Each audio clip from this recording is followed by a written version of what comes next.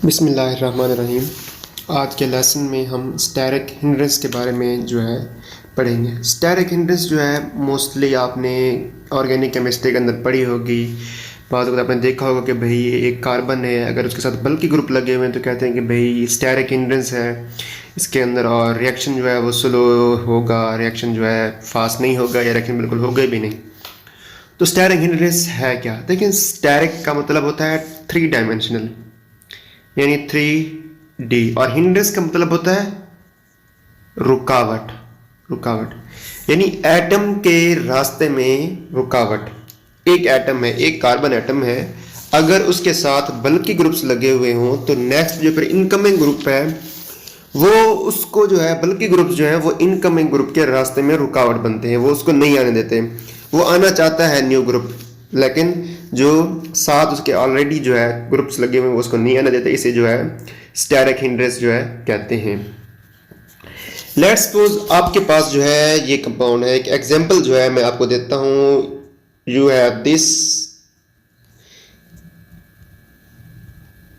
ये आपके पास है फॉर्मेल्डिहाइड। फॉर्मेल्डिहाइड में क्या है? ये carbon carbon is double bonded to oxygen, और इसके एक तरफ हाइड्रोजन लगा हुआ है, दूसरी तरफ भी हाइड्रोजन लगा हुआ है।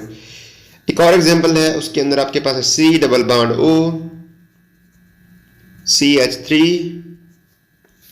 And H। अब मुझे आप बताएं कि इन दोनों में से किसके अंदर स्टेरिक हिंड्रेंस जो है वो ज्यादा होगी। देखिए, स्टेरिक हिंड्रेंस रुकावट को कहते हैं। किस रुकावट को? Due to the presence of bulky groups. देखिए, अगर आप खड़े हुए एक जगह पे और आपके अराउंड जो है मोटे मोटे बहुत ही मोटे बंदे जो आपके अराउंड खड़े हों, तो किसी और के आने के लिए आपके पास जगह नहीं होगी।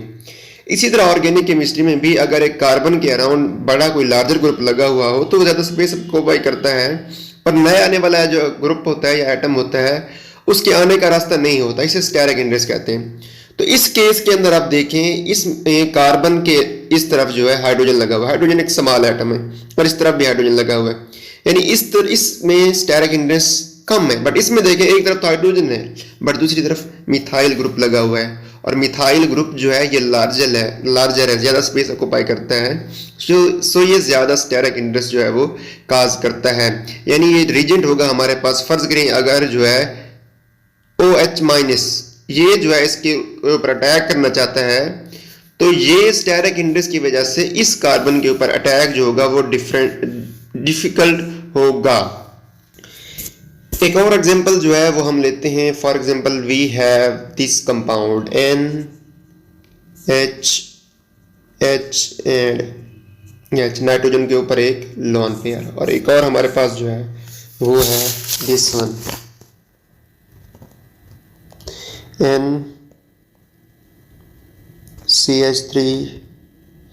CH3 and CH3। तो अब मुझे आप बताएं कि इन दोनों में से किसके अंदर स्टेरिक हिंड्रेंस जो है ज़्यादा होगी। देखिए, इसके अंदर इस केस में नाइट्रोजन के अराउंड जो है 3 स्मॉल ग्रुप्स लगे हुए हैं, और स्मॉल ग्रुप्स जो है वो स्टेरिक हिंड्रेंस कम करते हैं, कम रुकावट बनते हैं आने वाले ग्रुप के लिए। इधर नाइट्रोजन के अराउंड जो है 3 मिथाइल ग्रुप्स लगे हुए, बड़े ग्रुप हैं कंपैरेटिवली। हम जो है कंपैरेटिवली बात कर रहे हैं। देखिए, मिथाइल ग्रुप जो है ये ज़्यादा बड़ा नहीं है, लेकिन हाइड्रोजन के मुकाबले में तो बड़ा है ना। तो हम कंपैरेटिवली बात कर रहे हैं कि इस नाइट्रोजन के अराउंड जो है हैवी ग्रुप्स लगे हुए हैं, बड़े ग्रुप्स लगे हुए हैं। ये जो है ज़्यादा हिंड्रेंस काज करते हैं, ज़्यादा रुकावट काज करते हैं आने वाले ग्रुप के लिए। सो अगर कोई और ग्रुप आके इसके ऊपर अटैक करना भी चाहता है तो ये वाले जो ग्रुप पहले लगे हुए हैं ये आने का रास्ता ही नहीं देते। जब आने की जगह ही नहीं होगी तो भाई वो आके अटैक कैसे करेगा? ठीक है ना। आगे इसके साथ बांड तभी बनाएगा ना जब इसके साथ इसके करीब आएगा। इसके करीब आने के लिए स्पेस ही नहीं होगी तो फिर कैसे वो आएगा? नहीं आ सकेगा, तो फिर जो है रिएक्शन जो है वो नहीं हो पाएगा।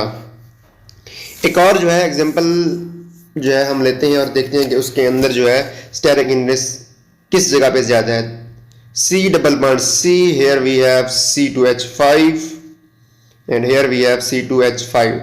C2H5 आप जानते हैं ये इथाइल ग्रुप है, और इस कार्बन के साथ हाइड्रोजन है, इधर भी हाइड्रोजन है। अब मुझे बताएं कि इस कार्बन के ऊपर स्टेरिक हिंड्रेंस ज्यादा होगी या इस कार्बन के ऊपर? डेफिनेटली इस वाले कार्बन के ऊपर, बिकॉज इसके साथ जो है 2 बल्कि ग्रुप्स, 2 लार्जर ग्रुप्स लगे हुए हैं। Now we take this example. इसके अंदर आप देखेंगे भाई कौन सा कंपाउंड जो है उसके अंदर स्टेरिक हिंड्रेस ज़्यादा है। फर्स्ट ऑफ ऑल हम इसके ऊपर देखें तो इसमें कार्बन के अराउंड जो है 4 हाइड्रोजन लगे हुए हैं और हाइड्रोजन जो है सबसे स्मॉलेस्ट हल्के तरीन एटम्स हैं। और यहाँ पे देखें तो बाकी सब तो सेम है, ठीक है। सॉरी, यहाँ पर जो है आप ब्रोमो लगा लें, समझिए यहाँ पर ब्रोमो लगा लें, ठीक है ना। इसमें सिर्फ एक ब्रोमो लगा हुआ, बाकी सारे स्मॉल एटम्स हैं। इस केस के अंदर अगर आप देखें तो यहाँ पर जो है कार्बन के साथ एक तो ब्रोमो ग्रुप है, 2 हाइड्रोजन है, लेकिन तीसरा हाइड्रोजन की जगह पे हाइड्रोजन की जगह एक मिथाइल ग्रुप आ गया है। सो ये एक लार्जर ग्रुप है। इसके अंदर स्टेरिक हिंड्रेस जो है कंपैरेटिवली ज्यादा होगी, इसके अंदर स्टेरिक हिंड्रेस क्या होगी, ज्यादा होगी। और इसकी निस्बत अगर इसके अंदर देखें, इसके अंदर आप गौर करें तो यहाँ पे कार्बन के अराउंड एक ब्रोमीन, वो वहां पे भी था, यहाँ पे भी है। हाइड्रोजन एक उधर भी था, एक इधर भी है।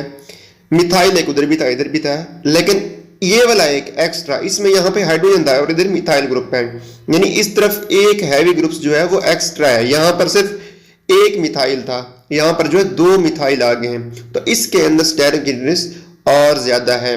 देखिए स्टेरिक हिंड्रेस जिसके अंदर बढ़ती जाएगी ना, उसी तरह रिएक्टिविटी भी जो है वो कम होती जाएगी, क्योंकि स्टेरिक हिंड्रेस जब बढ़ती है तो एटम के आने के लिए स्पेस जो है वो कम हो जाती है। जब एटम के आने के लिए जगह नहीं होती तो फिर रिएक्शन नहीं होता।